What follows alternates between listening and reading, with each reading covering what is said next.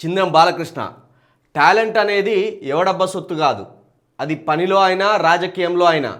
తీన్మార్ మల్లన్న గారు, బీసీలను రెచ్చగొట్టకండి.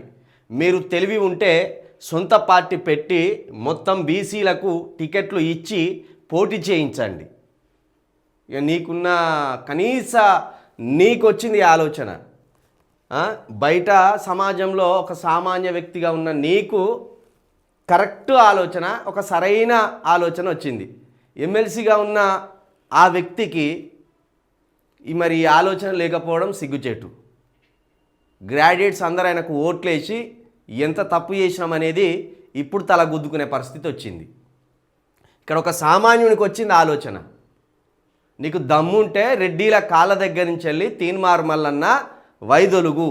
నీకు దమ్ముంటే బ్రాహ్మణ పార్టీ, కాంగ్రెస్ అయిన బ్రాహ్మణ పార్టీ నుండి నువ్వు వైదొలిగి రాజీనామా చేసి నువ్వు బీసీల కోసం పార్టీ పెడతావా, నీ కోసం నువ్వు పార్టీ పెట్టుకుంటావా, నీ ఇంట్లో కోసం పార్టీ పెట్టుకుంటావా అనేది ఈ మిత్రుడు అడుగుతున్నాడు. నిజంగా నీకు బీసీల మీద ప్రేమ ఉంటే ఓ పార్టీ పెట్టి వాళ్ళకు టికెట్లు ఇచ్చి అప్పుడు ఎంతమందిని గెలిపిస్తావు, నీకెంత దమ్మున్నది అనేది చింద్రం బాలకృష్ణ అడుగుతాను.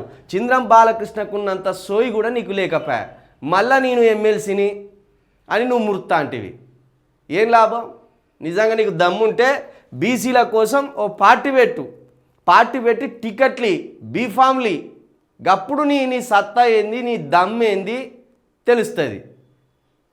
కాంగ్రెస్ గొడుగు కింద ఉండి కాంగ్రెస్ గొడుగు కింద పుల్లలు పెట్టడం అది నీ టాలెంట్ కాదు, అది నీ ప్రతిభ కాదు, అది నీ శక్తి కాదు.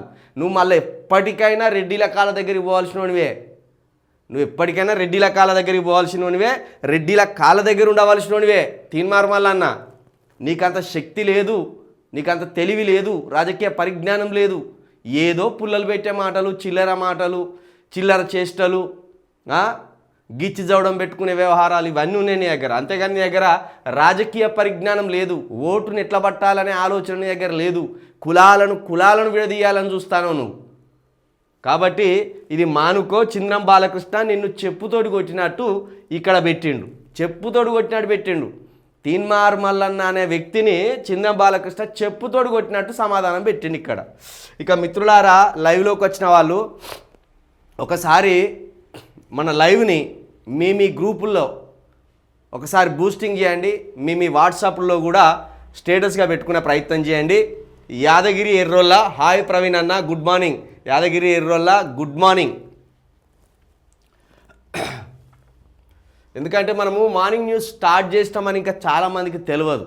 మనం కేసై దాదాపు 40-45 రోజులు మార్నింగ్ న్యూస్ ఆపవలసి వచ్చింది. కాబట్టి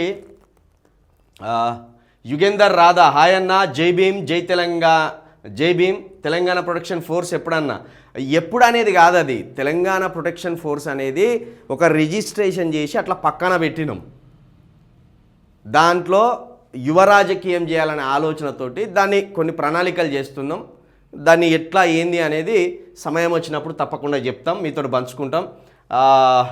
V24 న్యూస్ తెలంగాణ, జై చిలుక ప్రవీణ్ అన్న. చలో ఆఖరికి జైలు కూడా కొడుతున్నారా, సంతోషం.